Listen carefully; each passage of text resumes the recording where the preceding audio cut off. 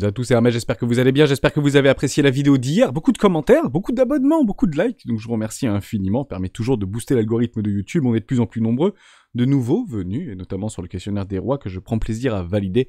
Si vous l'avez loupé, vous pouvez retrouver directement dans la documentation les petits questionnaires des rois pour mieux me connaître, mieux connaître la communauté, et pouvoir vous valider sur le Discord et pouvoir échanger avec beaucoup plus de confortabilité. On va parler Bitcoin dans cette vidéo, Ethereum, on va parler crypto total avec la gestion du risque et à quel moment on devra se préoccuper de notre gestion du risque de plus en plus de quand s'affrontent les bulls, les bears, entre le El Capo qui est complètement bearish et qui essaye de tendre la communauté, peut-être a-t-il raison, ou les gens qui sont plutôt bulls, voire permabull, qui tendent éventuellement à de nouveaux sommets, et tant qu'on n'aura pas fait un nouvel ATH, bah bien évidemment, on sera probablement dans un énorme range, peut-être de plus ou moins 500%. Parlons-en ensemble, on commence maintenant. Avant de commencer, je vous invite toujours à rejoindre le Discord des rois du marché. Vous trouverez le lien dans la description à l'intérieur. Une documentation qui s'appelle la stratégie des 4 rois. N'hésitez pas à l'utiliser, vous en imprégner, vous en inspirer. Pour vous aussi trouver votre propre style d'investissement, que ce soit sur le court, moyen ou long terme. Avant de passer à la suite, Géo nous a proposé un petit algo sur une petite page YouTube, enfin une petite page Google, pardon, un script Google, que vous pouvez trouver directement dans le lien utile, juste ici. En fait, c'est extrêmement simple, vous cliquez dessus. Ça va vous ouvrir en fait une page Google, historique des vidéos des rois d'Hermès, et vous saisissez votre actif préféré. On va prendre un exemple tout bête, on va prendre XTZ, comme Tezos par exemple, et ça va vous lister toutes les vidéos sur laquelle on a abordé le token Tezos. Vous êtes très nombreux en réalité à me demander souvent les mêmes tokens, encore, et c'est normal, je comprends, il n'y a aucun problème avec ça, mais parfois on les a abordés il y a peut-être 3 jours en arrière ou peut-être 4 jours en arrière, donc n'hésitez pas bien sûr à continuer à le poster dans les commentaires, ça me permet de cibler les tokens que vous voulez qu'on aborde le plus souvent dans les top crypto des membres. On peut prendre Basic Attention Token, un token que j'apprécie particulièrement, et vous avez à chaque fois les vidéos qui ont parlé du token Basic Attention Token. Vous voulez éventuellement parler de Atom, beaucoup voulaient parler de Atom, et vous mettez Atom ici, Atom Cosmos, et vous allez retrouver toutes les vidéos qui parlent de Atom Cosmos. Et ce qui est intéressant aussi, c'est peut-être retourner un petit peu en arrière pour voir ce qu'on disait à ce moment-là, et est-ce que ou pas notre plan a changé, est-ce que notre visibilité, notre vision a changé vis-à-vis de ce token-là. Toujours très intéressant. Géo, excellent travail, merci à toi, et merci à l'ensemble de la communauté qui continue jour après jour à faire grandir cette grande communauté, à la fois bienveillante et constructive. Merci pour ça. Aussi plein de partages de José, par exemple, sur ces NFT, enfin c'est pas des NFT, c'est sur des petits algorithmes d'intelligence artificielle. Je sais plus comment ça s'appelle, à chaque fois j'oublie le nom, bref, on parle beaucoup de OpenAI en ce moment, mais aussi, ça existe aussi pour les images, et ça il nous a posté ça, Hermès qui prépare la vidéo de demain, je trouve ça très drôle. Vous en avez d'autres, ici au Bitcoin ici, vous avez aussi le château des rois du Bitcoin, très intéressant, je trouve ça très joli, hein, merci pour ça. La représentativité d'un membre du Discord, c'est clairement la communauté des rois, le roi représente ça, je trouvais ça très sympa aussi, très moderne, etc., etc. Cruz, toujours qui nous partage ce type de choses, toujours très intéressant de l'observer par rapport à des poches de liquidité, vous les avez toujours, hein, 21 500 $, ça bouge un tout petit peu, vous en avez également au nord, on ne voit pas un peu plus haut, donc je pense qu'il y a des très grosses poches de liquidité sur les 25 000 $, je vous le dis franchement, même si on les voit pas là, on devra probablement aller les chercher, cette énorme poche de liquidité. C'est l'avant-dernière, hein, avant d'aller chercher peut-être une extraction haussière ou une accélération haussière. Et ce qui est très intéressant à observer, bien que les gros commencent en fait à se décharger, à se couvrir du risque et prennent les profits lorsqu'ils se présentent, bien que ce soit peut-être un tout petit peu tôt dans ma représentation, si vous voulez, que je me fais de ce marché, et de cette accélération, de cette rupture haussière, les petits n'achètent pas. Et les petits n'achètent clairement pas. La peur. Tout simplement. Ça, on le voit très bien dans l'order flow, en fait. Hein. Vous le voyez ici. Au niveau des open interest, vous passez dans ces toutes petites time frames. Et à chaque fois que ça dump, mais c'est ridicule, en fait. Ça dump de moins de 1%. En fait, les open interest, en fait, s'écrasent très fort. Et vous avez le CVD Spots qui s'écrase très fort. Et c'est clairement l'objectif, en fait, de ces mouvements dans le déni ou ces hausses dans le déni qui permet aux petits, en fait, de se décharger très rapidement de ces petites tokens soigneusement captés et achetés, notamment sur le marché en spot, et les gros en fait les capturent très très rapidement et nous offrent très peu de dip. Il faut faire attention à ça parce qu'on peut continuer à pousser, et beaucoup de vendeurs dans le déni malheureusement vont commencer en fait et continuer à alimenter cette hausse parce que ça fait toujours des achats forcés au marché lorsque les vendeurs en short se font tout simplement liquider. Voilà, j'ai dit tout ce que je voulais vous dire par rapport à ça. Faites très attention à plusieurs choses. À quel moment? On en a parlé hier. On avait parlé gestion du risque, on avait parlé objectif. On va reprendre un petit peu cette thématique-là par rapport à des biais psychologiques qu'on peut se créer de façon extrêmement forte vis-à-vis de la psychologie. Je pense que cette vidéo sera consacrée à la psychologie puisque ça va être extrêmement important pour l'avoir vécu plusieurs fois. Je vais vous expliquer ce qui va se passer pour la grande majorité d'entre nous et vous allez le revoir, je pense, dans les prochaines semaines, prochains mois, se décanter en fait sur l'ensemble de la YouTube sphère ou sur l'ensemble de Twitter ou sur l'ensemble des réseaux sociaux et même vos proches, amis proches, famille proche, etc. La gestion du risque réellement se fera sur le premier arrêt. C'est comme ça, c'est fimodachique, c'est pas forcément mathématique, c'est universaliste, je dirais plutôt comme ça. En fait, la gestion du risque se fera nécessairement sur les 36 000 $. Que ce soit sur CryptoTotal, que ce soit sur Ethereum, ici. Gestion du risque, 2400 $, premier arrêt de tout le précédent mouvement, la boîte de Pandore d'Hermès qu'on avait mis il y a très très longtemps. Et vous l'avez également sur le CryptoTotal, je vais vous le reprendre, mais on peut le reprendre également sur les indices boursiers ou sur pas mal d'actions, notamment technologiques. Je pense que c'est extrêmement important, c'est voire capital de parler de ça ensemble. Vous les avez ici sur les 1,6 trillions de $, premier arrêt de tout le précédent mouvement, et on arrive, entre guillemets, sur un énorme hic ici. Donc on irait combler potentiellement l'intégralité du déséquilibre, il y en a plus haut, mais en fait on était bull ici, donc les gens sont piégés. Je vous le dis, je vous le rappelle, on avait fait pas mal de sondages sur la communauté des rois du Bitcoin. Vous êtes 70% à être arrivé il y a moins d'un an, donc on va dire 1 an et demi maintenant, et la principale concentration du Bitcoin acheté par le retail se trouve aux alentours des 40 000 $. Partez du principe que 40 000 $ sera pas une tarte à passer. Pourquoi ? Parce que tout le retail qui veut sortir de ce marché, qui n'ont pas capitulé, prendra bien évidemment des profits de façon extrêmement massive, proche des 40 000 $. Et rassurez-vous, il n'y aura pas que le retail, il y aura aussi des très gros portefeuilles qui vont gérer leurs risques. Pourquoi ? Parce que bien nous n'avons besoin de rien, je parle des boules pour pouvoir apprécier ce marché, continuer à faire augmenter et apprécier la valorisation ou le prix de Bitcoin et d'autres cryptoactifs que nous pouvons éventuellement cibler avec une grande précision. Si vous le souhaitez, il n'y a aucun problème avec ça. Mais partez du principe que beaucoup vont prendre des profits sur ces 40 000 $ ou ces 36 000 $, voire ces 25 000 $. Je vous explique pourquoi de façon extrêmement simple.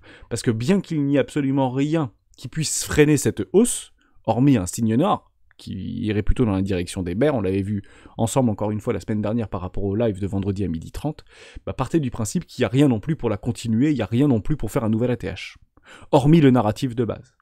Et ça ne suffit pas pour faire de nouveaux ATH et faire de nouveaux sommets. Ça ne suffit tout simplement pas. Et tous les investisseurs, professionnels et traders qui se respectent prendront de toute manière des take profits sur ces niveaux de valorisation, soyez-en complètement rassurés. Et généralement, ça se prend sur le premier arrêt de tout le précédent mouvement. On repart dans le passé, on peut le refaire ensemble, de façon extrêmement bête et disciplinée. Je ne vais pas aller sur Bitcoin puisqu'il a une dominance supérieure, et on pourrait d'ailleurs avoir cette surprise sur Bitcoin, mais si vous prenez le CryptoTotal, regardez où est-ce qu'on s'était arrêté en réalité par rapport au précédent cycle. C'est, je le dis, je le redis, c'est chirurgical. Premier arrêt de tout le précédent mouvement, ça m'échouille, et puis derrière, on va chercher éventuellement un retracement. Alors oui, on pourrait aller chercher une A, une B, puis une C to the moon. Enfin, ou 1, 2, 3 to the moon, 4 et 5, pourquoi pas. Il n'y a pas de problème avec ça. Crack Covid, potentiellement n'aurait jamais dû exister, mais aucun problème avec ça. Mais la gestion du risque se fera ici. La question qu'il faudra se poser à ce moment-là, c'est est-ce que oui ou non il y a un retracement ? Je pense qu'il y aura un retracement puisque le paradigme a changé. Ensemble, les bears d'aujourd'hui, si on commence à arriver sur les 36 000, 37 000 $, je pense qu'on va commencer à switcher la mentalité. Les nouveaux vont venir et c'est ça qui est très important. Et c'est en faisant venir des nouveaux que les gros vont pouvoir leur distribuer leurs tokens dans la tronche. C'est cyclique. Ça se passe toujours comme ça. Dès lors, la question à se poser, c'est est-ce que ces bottoms tiendront ? Est-ce que ces bottoms tiendront ? Dixit crack 2020 par rapport au crack Covid. Donc je me pose exactement la même question. Est-ce que si on commence à partir sur les 36 000, 40 000 $ ou les 1,6 trillion de $, est-ce que ces bottoms tiendront ? Et c'est ça la question à se poser. On ne le sait pas. Ils seront très probablement retestés. Soyez-en complètement convaincus. Il y a 95% de chances qu'ils soient retestés en fait ces bottoms tôt ou tard. La question c'est est-ce que ça tient ou est-ce que ça tient pas ? À ce moment-là, gestion du risque et on prendra éventuellement des positions dans la capitulation, puisqu'on aura déjà pris des profits, ou en tout cas on espère, dans la hausse, tout simplement lorsqu'ils se présenteront. Ça, c'est clairement la stratégie. Donc je pars du principe que ça devrait tenir, mais ça ne veut pas dire que je mettrai all-in sur une résistance ou un point de contrôle très proche des 21 500 $, ou entre les 20 000 $ et les 21 500 $, si tant bien même on viendrait sur les 42 000, 35 000 $. Vous me suivez avec ça ? Ça, c'est super important. Ceci, je l'encadre. Je peux le louper complètement. Ça reste un scénario et une gestion du risque et une stratégie qu'on applique tout simplement. Donc je reprendrai bien évidemment des positions là-dedans. Une fameuse 1, une fameuse 2, une fameuse 3 to the moon, halving et tout ce que vous voulez. Mais je ne sais pas si ça va tenir. Et je pense que pour décharger un maximum le train, il ne faudrait pas que ça tienne. Il faudrait qu'on aille chercher sous ces précédents lots. Ce qu'on appelle aussi des énormes bougies de liquidation. extrême liquidation. C'est ce qu'on a vécu en fait en mars 2020, hein. C'est une extrême liquidation. Pourquoi on n'est pas allé plus bas et pourquoi on est parti très très rapidement à post-halving vers des nouveaux sommets? Impression monétaire. Et je me pose cette question-là. Est-ce que oui ou non la Fed et la Banque Centrale Européenne va relancer si on vient à craquer les marchés et si les lots tendent à tenir? Est-ce que la Fed va relancer de façon massive la planche à billets? Eh ben je vais vous être honnête avec vous, j'en doute. Je pense qu'ils vont tarder pour le faire. Parce qu'ils vont pas en fait reproduire les erreurs du passé. Type Volcker dans les années 80. Donc je pense qu'ils vont tenir un point haut au niveau des taux, qui seront restrictifs pour l'investissement, etc. Et je pense qu'on là, on est en train en fait d'essayer, d'espérer, ou on est en train d'anticiper. Je parle pas de nous retail, je parle plutôt des opérateurs de marché et de la smart money et des banquiers. Pense qu'en fait, on va faire plier la Fed. On ne se bat pas contre la Fed. On ne joue jamais contre la Fed. Et ça, on a tendance à l'oublier de façon cyclique. Dès lors, gardez toujours du cash. Puisque cette petite pote de Pandore ici sur les 11 500 $, c'est pas parce qu'on est à 42 000 $ ou à 36 000 $ qu'on doit l'oublier. Ça fait partie d'une stratégie globalisée. Ok pour ça? Je pense que c'est super important. Néanmoins, pour continuer ce petit rebond haussier, on a quand même la dominance au niveau de nos indicateurs préférés sur les stablecoins. Il n'est pas très bon d'investir dans les stablecoins actuellement. Hein, on a des magnifiques structures, des M dans des M dans des M, qui piègent un énorme W en mensuel. Donc si on vient clôturer en dessous des 12% au niveau de la dominance par rapport au stablecoin, eh ben on aura un énorme M top en mensuel qui piège un W en mensuel. Il n'y a pas plus bearish en réalité comme structure. Il n'y a pas plus bearish.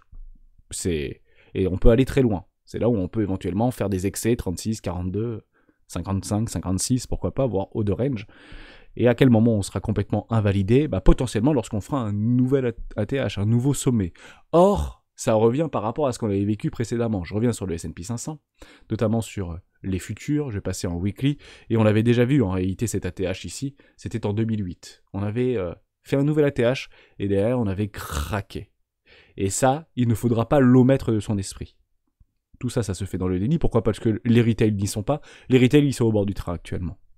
70% des retails vendent d'ailleurs, en fait, continuent à vendre de façon extrêmement massive, alors que les gros sont en train de se gargariser et continuent en fait à tenter à pousser ce prix beaucoup plus haut. D'ailleurs, on a toujours ce objectif de cours et on a fait le petit breakout d'ailleurs de cette ligne de tendance, on a fait le pullback ici et on continue à accélérer, plutôt intéressant de l'observer. Pareil sur le Nasdaq, on a breaké en fait cette triple ligne de tendance, j'ai pris toutes les mèches pour vous montrer ça, pour dire c'est pas un petit gâteau à passer, et ce petit gâteau on vient de le passer, si on clôture ici, on peut potentiellement aller faire le pullback et puis après derrière faire une continuation haussière. En somme, on a largement de la place qui seront probablement catalysés tout au long des 2 premiers trimestres par rapport aux entreprises et par rapport aux résultats des entreprises. Vous les avez, vous en avez pas mal d'ailleurs dans les annonces, je l'ai mis ici sur le Discord, hein, vous avez toutes les publications des chiffres au niveau de Wall Street sur les entreprises. Vous avez Tesla, vous avez Apple la semaine prochaine me semble-t-il, vous avez Microsoft cette semaine, vous en avez pas mal, hein. Voilà, Microsoft, c'est aujourd'hui d'ailleurs, ok, soir, ici c'est matin, ici c'est soir, à la clôture, très intéressant, on le suivra effectivement de près, vous avez Google, vous avez plein de choses qui vont passer,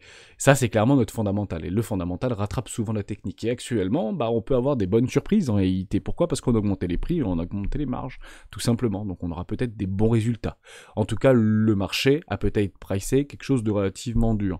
Mais c'est pas ce qu'on est en train de prédire, c'est pas ce qu'on est en train d'anticiper. Donc aujourd'hui on peut avoir des bonnes surprises, demain on peut avoir des moins bonnes surprises.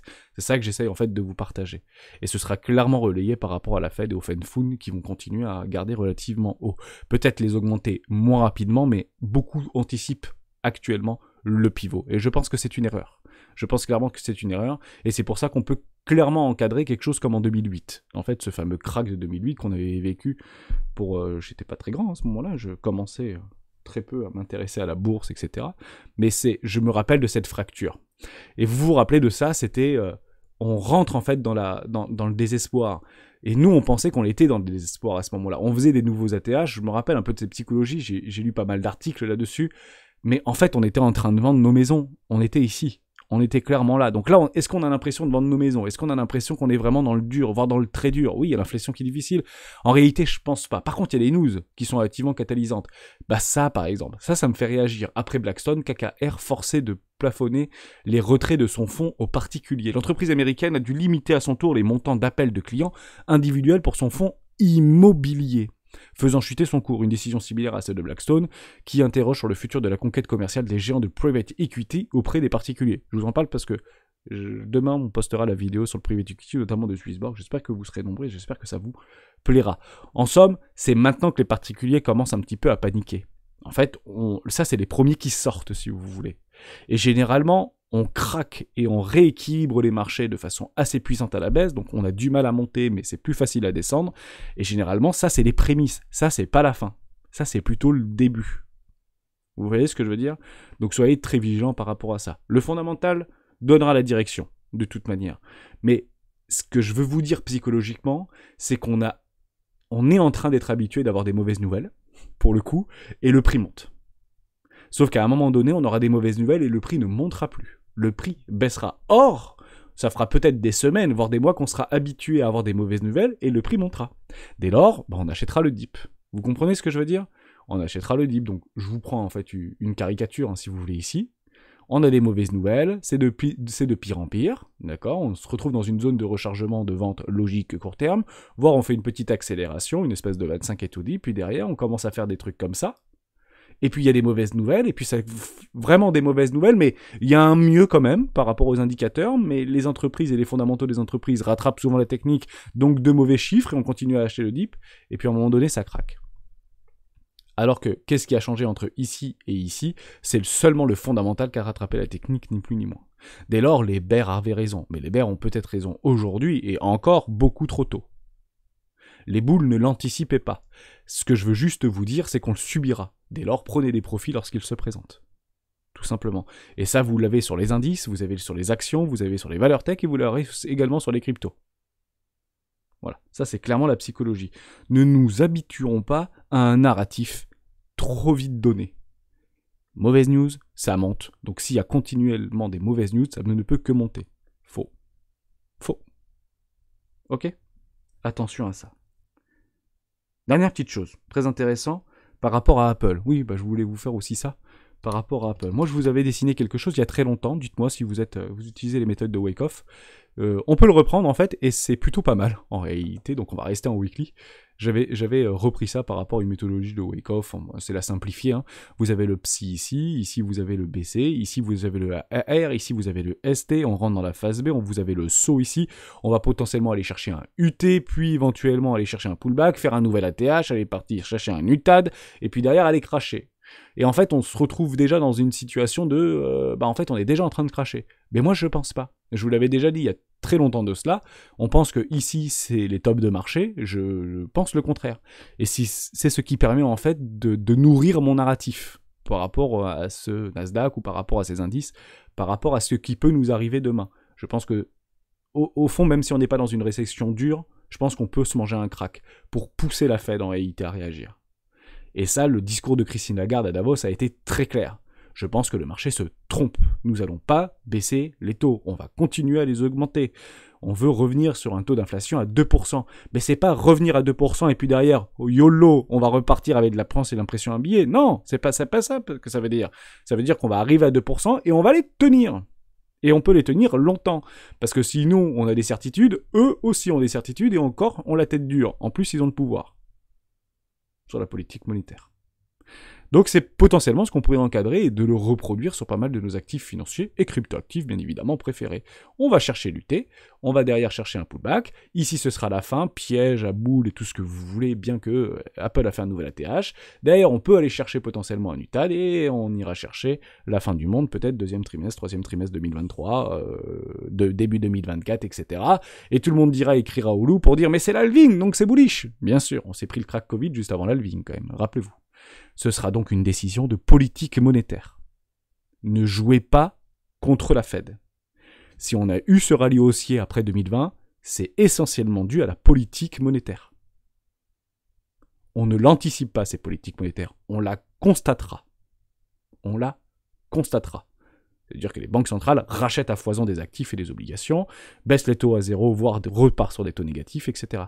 Je pense que ça va durer longtemps. Je pense que ce cycle sera probablement différent, même si ce n'est jamais réellement différent, mais peut-être en termes de timing et de cyclicité. Et lorsque ça repartira plus vite et plus fort. Ma question est de savoir, c'est est-ce qu'on tient ou pas les précédents lots? C'est ça mon narratif. Je suis un peu prédictif, mais ma question c'est de savoir est-ce que ça tient les 15 000 $. Et je n'exclus clairement pas, même si je préfère vous le prévenir maintenant, même si je vois un Bitcoin à 50 000 $, je n'exclus pas de revenir à 11 000. Parce qu'on ne parie pas contre la Fed, évidemment. On fait encore quelques petites news, parce que j'en ai pris pas mal, pour voir si on peut commencer à prendre des profits. Ça, c'est un petit peu, j'ai pas envie de vous faire peur, mais à quel moment on peut se dire, ok, on peut commencer à prendre des profits, et il y a le retail qui commence à arriver, en tout cas les nouveaux venus. Il y a deux choses à regarder. La première, c'est le total adresse. Ici, total adresse, vous avez en fait une augmentation assez forte au niveau des adresses. On parle de plus de 1 million d'adresses, au niveau des 1 milliard d'adresses, pardon, qui ont été créées, plutôt intéressant de l'observer. Vous avez également les nouvelles adresses. Et les nouvelles adresses, pour l'instant, elles sont relativement planes. Même si on a une forme de petite croissance, on fait des sommets toujours plus hauts que les précédents et des hauts toujours plus hauts que les précédents, mais si vous voulez en fait commencer à avoir une réelle accélération pour pouvoir prendre des profits, c'est clairement ceci qu'il faut voir, d'accord? Il faut vraiment voir une forme d'accélération, un accroissement des nouvelles adresses. Ça veut dire quoi? Ça veut dire que les petits déposent leur argent sur les échangeurs pour potentiellement acquérir du Bitcoin et des crypto-monnaies, hein, c'est comme ça qu'on le voit, hein, ni plus ni moins. C'est l'augmentation de façon exponentielle de nouvelles adresses créées. Ouais, mais il y a un problème, et il y a un hic qui permet en fait de peut-être tordre le cou au bear. C'est qu'il y a un souci au niveau de ces exchanges, c'est qu'il y a de moins en moins de supply. Yobi, ils sont dans la panade. FTX, il n'y a plus de Bitcoin. Binance, ils se sont pris une cartouche. Bybit, tout le monde s'est pris une cartouche. En gros, on se retrouve, grosso modo, avec un supply au niveau des échangeurs aux alentours de 11%, ce qu'on retrouve en fait en 2018. Or, il y a 4 fois plus aujourd'hui d'utilisateurs. 4 fois plus d'adresses. Donc il y a le même supply sur les échangeurs, mais avec 4 fois plus de monde. À un moment donné, il va y avoir un hic. Pour avoir du Bitcoin, il faudra l'acheter probablement plus cher. Et généralement, c'est là où on peut avoir en fait des accélérations haussières. On peut avoir des retracements forts, des respirations fortes, alors qu'on est toujours potentiellement dans un range, voire dans un bear market si vous voulez, pour les bulls, qui ont peut-être raison, mais bien trop tôt. Et ça peut faire FOMO. Et c'est à ce moment-là qu'on verra le FOMO. Augmentation au niveau des nouvelles adresses, augmentation forte au niveau du prix du Bitcoin, ça veut dire qu'on se prend des plus 10% par jour, voilà, grosso modo, plus 15% par jour pendant une semaine. Généralement, ça fait du bien. Et on ne sait pas où ça arrête. Beaucoup penseront qu'on est dans un nouveau bull run. Pourquoi? Parce que ce sera peut-être différent. Je suis prédictif, mais je préfère vous prévenir maintenant. Parce qu'on va peut-être, en fait, exploser au niveau du cours.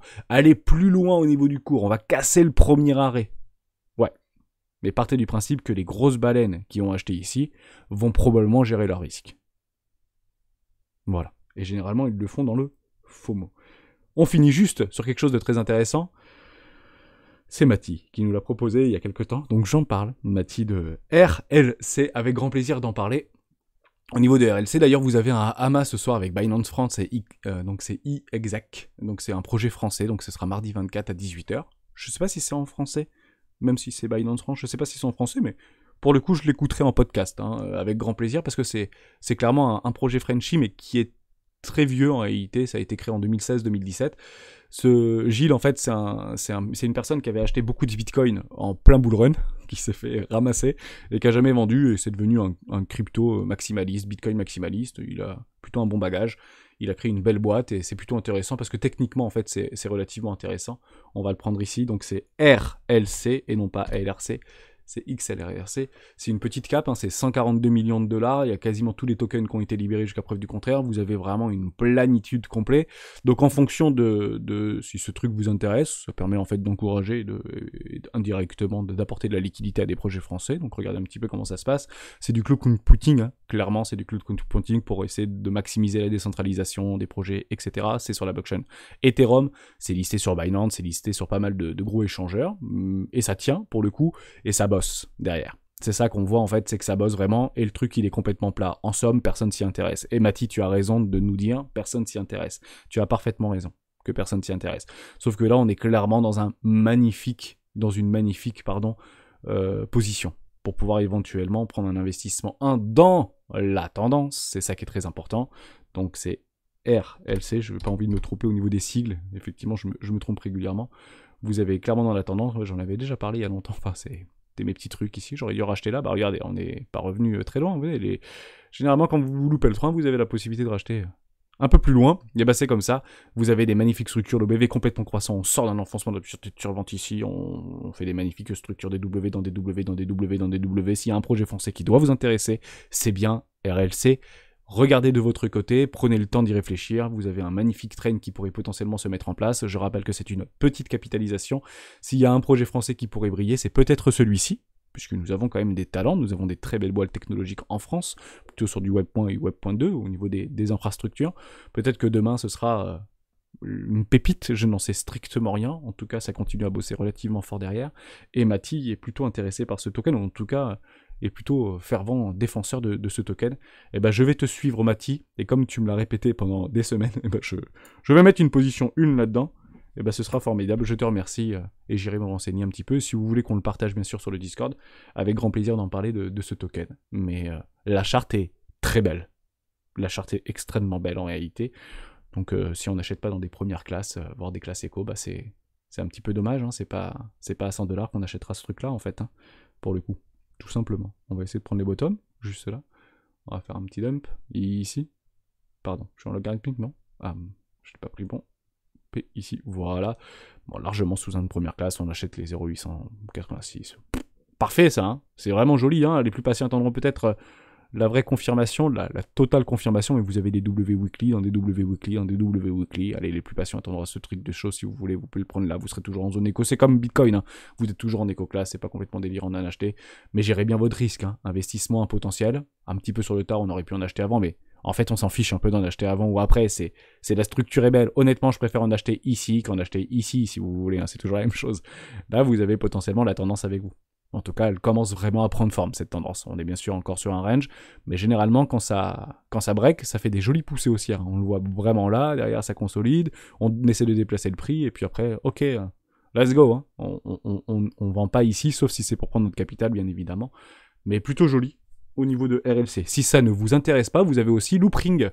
LRC à ce moment-là, hein. Et LRC c'est Loopring, voilà, ça n'a strictement rien à voir, c'est un peu plus capitalisé, mais comme je l'avais échangé avec Loopring, la charte est aussi plutôt pas mal, je préfère presque l'autre charte pour le coup, moins capitalisée, bien que l'ensemble des tokens sont libérés, Loopring est très très intéressant également. J'espère que je vous ai aidé, j'espère qu'on a vu tout ce qu'on voulait voir, je reprends très rapidement au niveau des petites news, alors juste celle-là, allez on la shoot parce que c'est toujours intéressant. Ces gens-là ne sont pas nos amis. On fait des petites redites hein, sur les rois du Bitcoin, mais Coinbase accuse maintenant Binance, un potentiel d'initié au cœur de la bagarre. Pensez-vous que le tweet de CZ ne lui a pas trop plu, Armstrong? Donc il répond en fait de façon assez précise, hein, toujours. Hein, c'est très sniper et ils s'explosent entre eux et c'est pas fini. Hein. Je vous le dis franchement, la guéguerre des échangeurs pour la domination du monde, elle est loin d'être finie. Je pense qu'elle ne fait même que commencer. Et on aura beaucoup de FUD dans ce sens-là. Des gros tomberont très probablement, j'espère le plus tard possible. Et on aura pris potentiellement nos profits. Ça finira bien sûr par arriver. Hein. Il y a des géants de la tech des années 2000 qui sont tombés. Et pas des petits, des très très gros. Donc ne pensons pas que Binance ou d'autres grosses structures, type Coinbase, type Bybit, type ce que vous voulez, ne peuvent pas tomber et sont infaillibles. Ce n'est pas vrai. Clairement, hein. Et je ne parle même pas de la défaillance humaine ici. Je parle plutôt des choix stratégiques et des choix structurels et des réglementations potentiellement en vigueur, parce que des délits initiés, etc., généralement, ça coûte cher, tout simplement. Merci à toutes et à tous d'avoir suivi cette vidéo jusqu'au bout. J'espère que je vous ai aidé. On se retrouve demain dans une prochaine vidéo de Bitcoin sur la série A de Swissborg. Ciao.